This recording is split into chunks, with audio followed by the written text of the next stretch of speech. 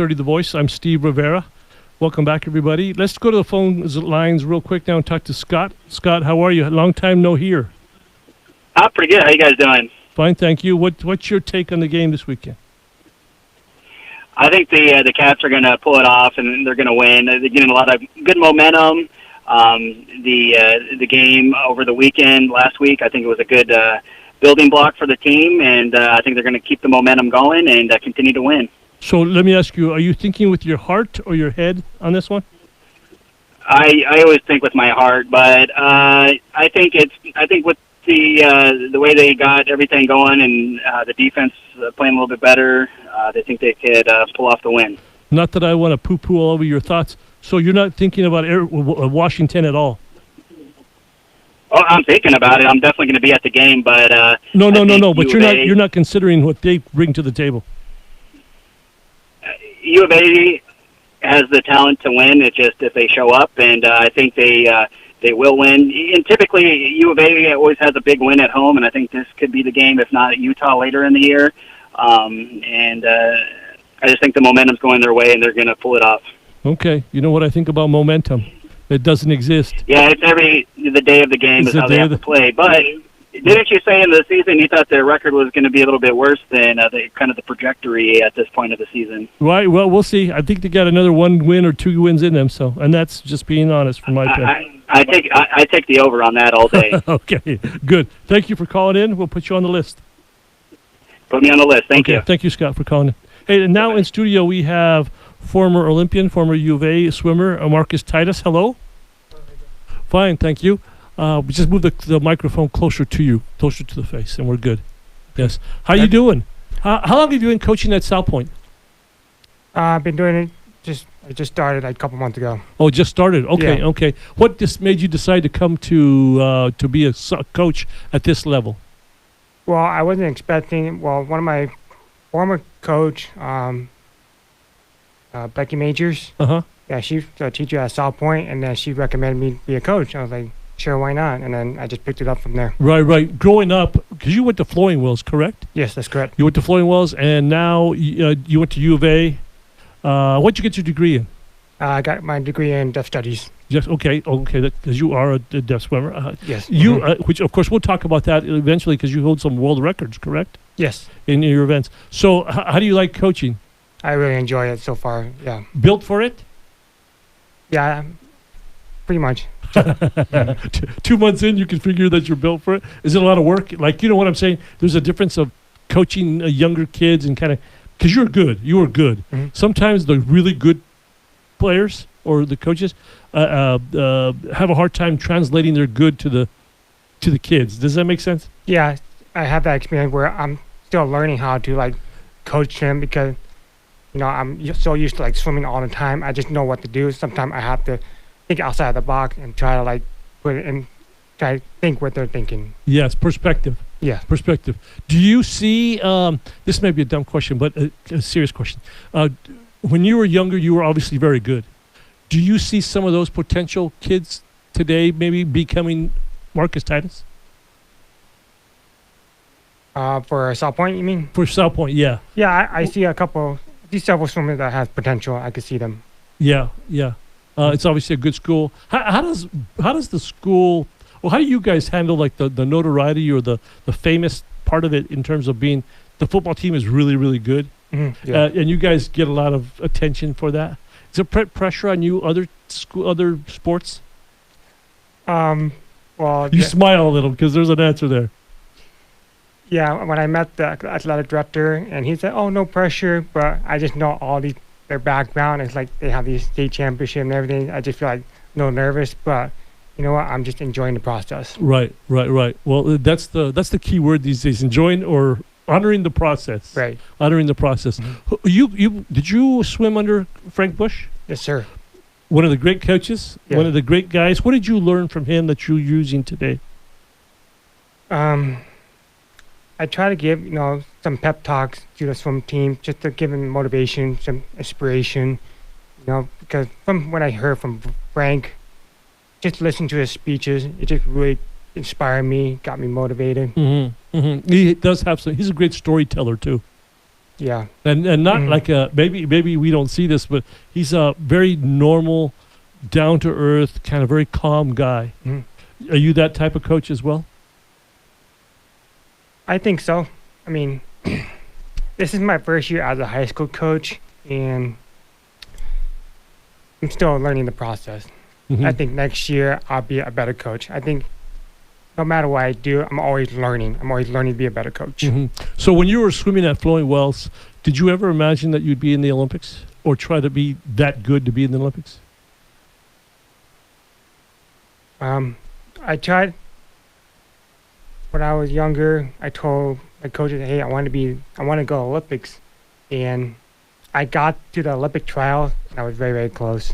Right. No, but when you were younger, did they say there's just no way, or you have to work hard? What did they tell you? Because a lot of coaches say that ain't gonna happen. Yeah, I had that similar situation, and from there I was like, "No, I'm gonna do this." And then for that 10 years, I really got better. I got there. Was that your motivation? Yes, Yeah, to prove them wrong. pretty much. Yeah, isn't that funny though? I talk about this from time to time where people use negative comments to motivate them for good or bad or whatever. But I say people don't need that type of motivation because they know what they have inside them. So does that make sense? Where do you kind of teach that to your kids? Don't believe what people say. Just go and do it. I haven't gotten there yet, but it's something I'm still learning, and I mean that's a good thing I can bring up for the. So you kind of agree with that? Yes. Marcus, you're not going to be that good. You're not going to do this. You're not going to do that. I don't care, Coach. In your mind, you don't tell him this, but you just say in your mind, I'm not going to listen to you. I'm going to be that guy. Does that make sense? Yeah. Where you just go and say, I don't need to prove you wrong. I know what I'm capable of. Right. Mm-hmm. Yeah. That's part of kind of being a good athlete. Right. Yeah. So do swimmers, I knew I wanted to talk to you about, everyone talks about athletes being paid today in college. And it's a big hot topic right now. Okay. And they think about paying football players and basketball players. But I say if you pay the football players and the basketball players, guess what? You have to pay the swimmers. You have to pay the soccer players. You have to pay the other sports. Why? You work just as hard as those other people do. That's my opinion. I could be wrong. Your thoughts on that? That's a very sticky topic. I mean, yes, I think all athletes should be paid for what their talent, but I think the issue is where they get that money. Exactly. People think that all these schools have this money, but they don't. Right. I know they say that the NCAA makes a lot of money and schools, they don't. They're too busy building buildings, Right. paying coaches a lot of money. And where are they going to get the money? Maybe raise tuition, and that's not going to be a popular move. Right. You know. And how much do they pay the swimmers? Yeah, they probably have to use other sports like football and basketball because that's where the most of the revenue comes in. Right. And then that's where they kind of spread out the other sports. It's always a topic because you minor sports work just as hard, just a different way.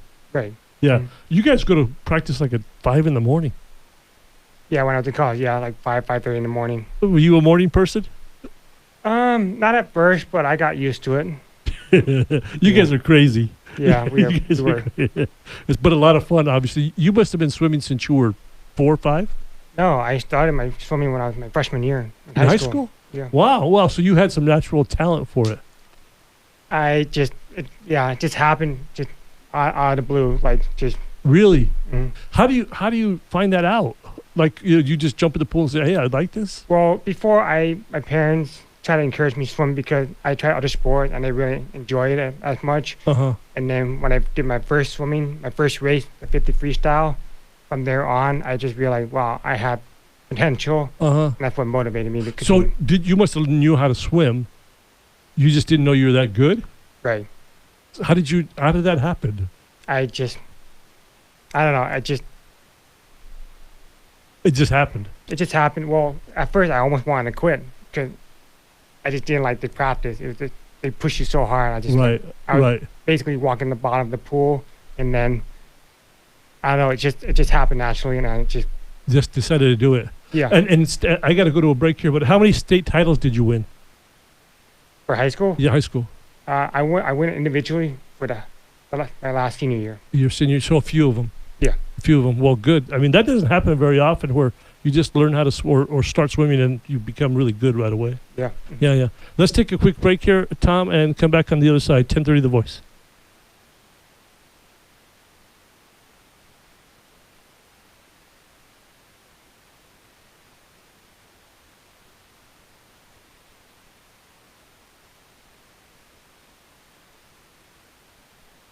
Hey, welcome back to Why in the Ball here on 10:30 The Voice. I'm Steve Rivera. In with me is Marcus Titus and his entourage. You're 15 years removed from high school. Have you seen a lot of changes with the high school kids in terms of swimming or being coached?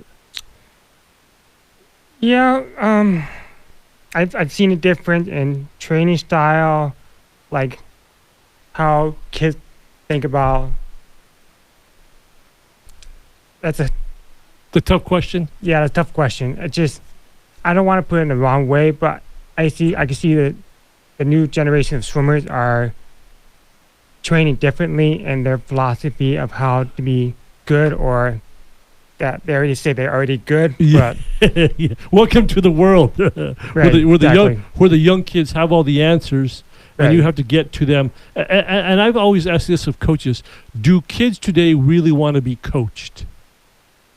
Yes, I mean, if we didn't coach them, they wouldn't be where they are today. Right. But some of them don't want to be coached because they know it all.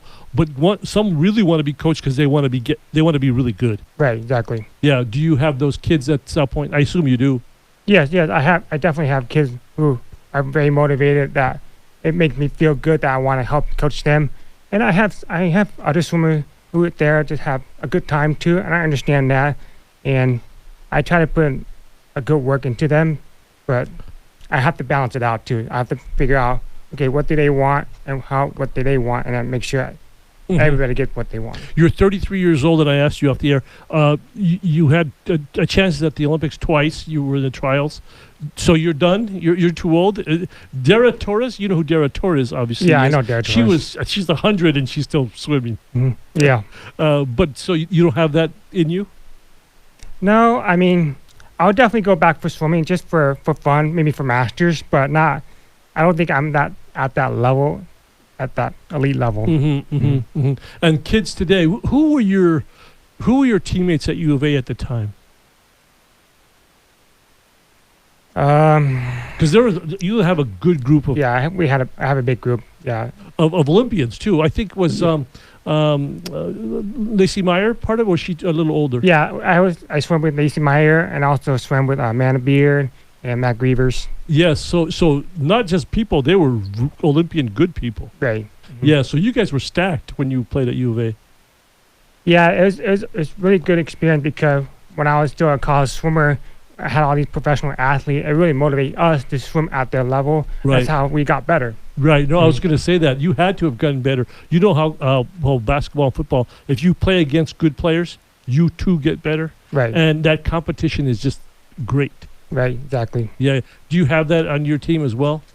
Yes, I have. I mean, I have swimmers who are, club swimmers, and I have swimmers who are just swimming for high school, but they help each other. They work together. That's how they get each other better.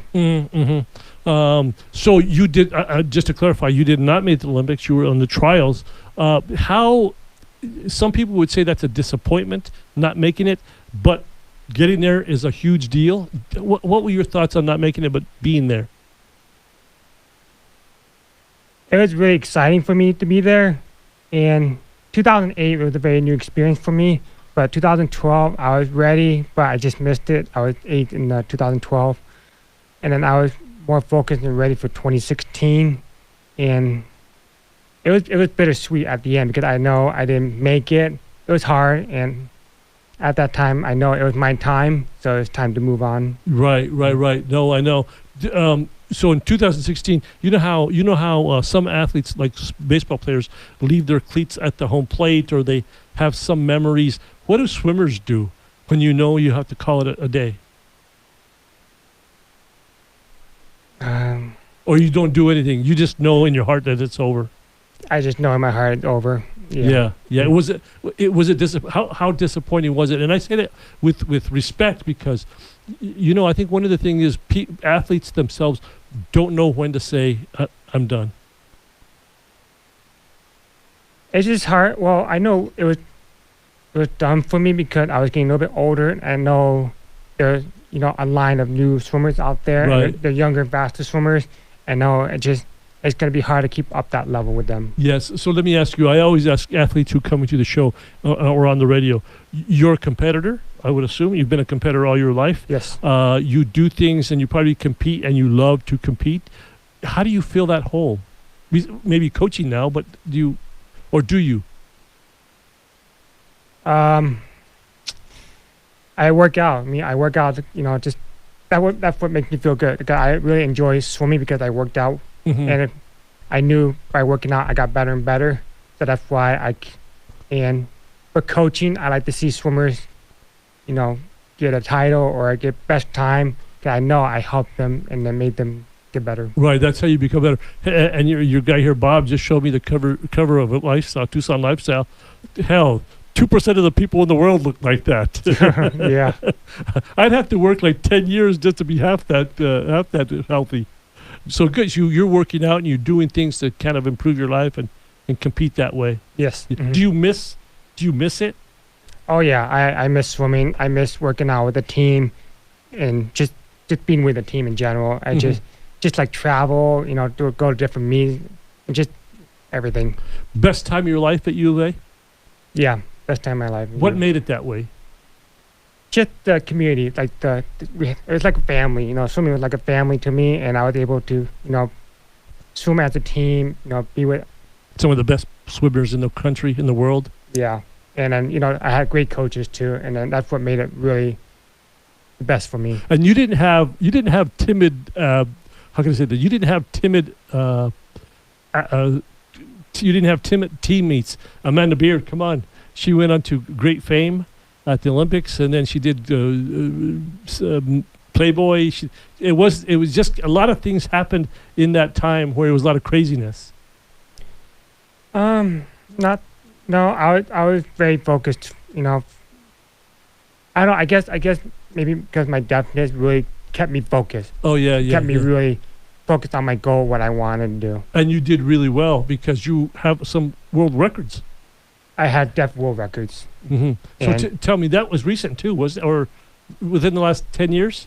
Yes, within the last 10 years. Yes. Yes. So tell me what they are. I got the 50, 100 freestyle record, and the 100 and 200 breaststroke record. Do you think that you'll get back into the pool as you get older? You have not the senior Olympics, but they have competition as you get older. Yeah, they have masters competition. Yes. You gonna do that? Yeah, I probably will eventually. Yeah. Just to stay in the competition and yeah, I really enjoy the competition, and after I finish getting my master's, and then when I have more time for swimming, I'll definitely get back into it. What are you going to get your master's in? I'm getting my master's in special education. Oh, okay. Do you teach at South Point now? No, I'm actually a physical education teacher at Arizona School for the Deaf and Blind. Oh, okay. Yeah. That's great. That's great. That's a great little school there. Yeah.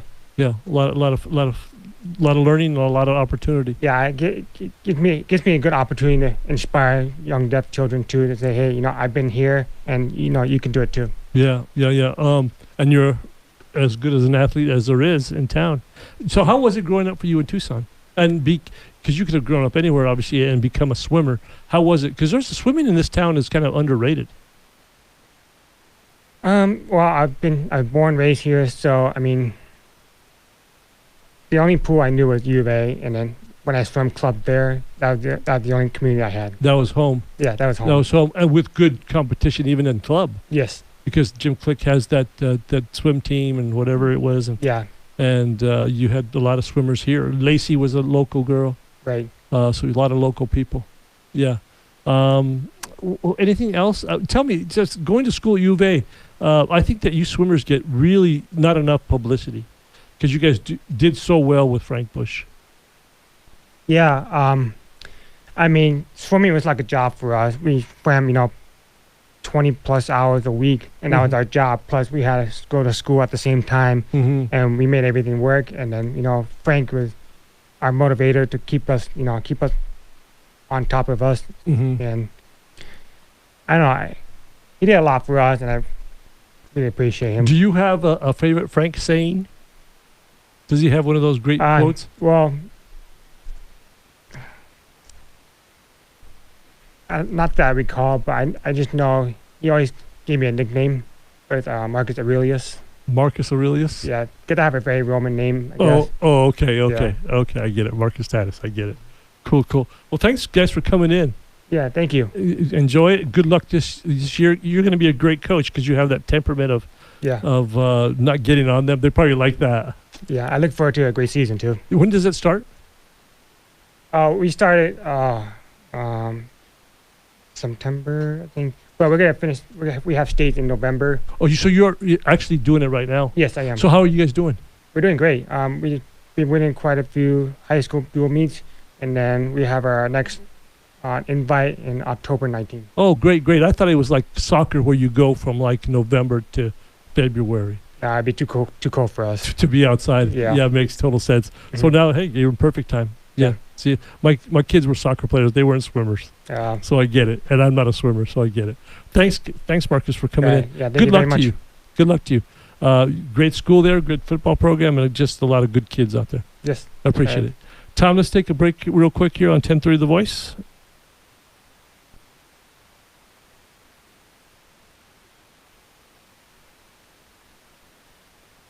Hey, welcome back to Eye on the Ball here on 1030 The Voice. I'm Steve Rivera. And now on the phone I have Eric Rhodes of the Nova Home Loans Arizona Bowl. Eric, how are you? I'm doing well, Steve. Thanks for having me. Hey, let me clarify something, or you can clarify it for me. Are you guys still the Nova Home Loans Arizona Bowl, or is it shortened to Nova? No, it is the Nova Home Loans Arizona Bowl. Okay. We just like to make our email and website addresses a little longer to give all the love to the home loans folks. As you should. They're spending a lot of money in helping you guys. How did today go? Do. How did today go at the luncheon? Oh my gosh, it was phenomenal. Having been part of the bowl game for several years, we like to think behind closed doors as we're planning these things that it's going to get bigger, and we hear some great things around the community. But to watch 780 people pack the grand ballroom at the TCC today. I literally stood in the back of the room for a few minutes and just kind of took it all in that, man, we talk about where our bowl game has gone, but we're here.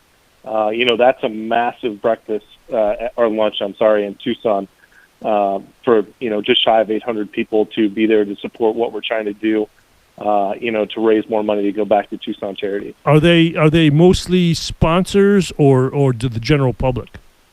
It was really great to see some people who have not been around our events before. I heard from many people as they're walking out the doors.